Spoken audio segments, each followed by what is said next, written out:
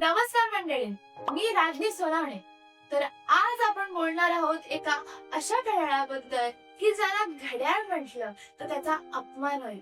त्याला आपल्याला घड्याळ असं म्हणावं.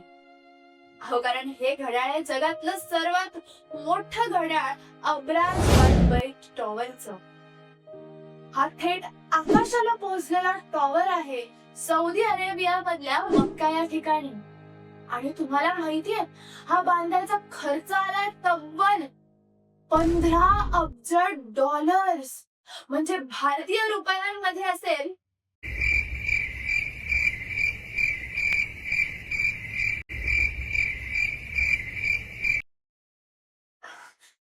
एडिटर,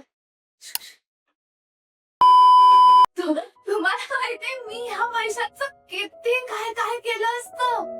पण ह्यांनी बांधला एक विशाल काय टॉवर, त्याची उंची आहे 601 मीटर, जो 2000 फुटांपर्यंत आहे.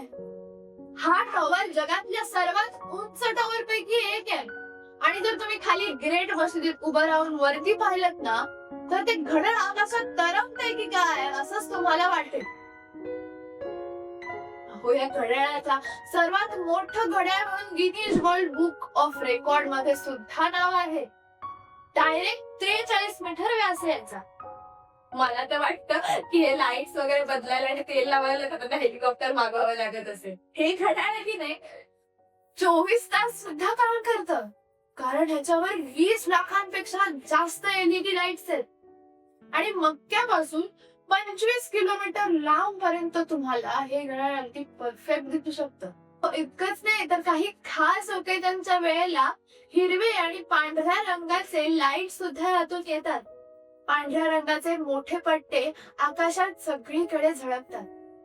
हे दृश्य बघून असं वाटतं की एखादी हॉलिवूडची सायफाय फिल्मच चालू आहे. या टॉवरवरचा सर्वात महत्वाचा भाग आहे त्याच्या शिखरावर द ज्वेल. हा भाग इस्लामिक महिने सुरू करण्यासाठी चंद्राचं अचूक निरीक्षण करतो आणि त्यावरून ठरवले जाते इस्लामिक कॅलेंडरची सुरुवात.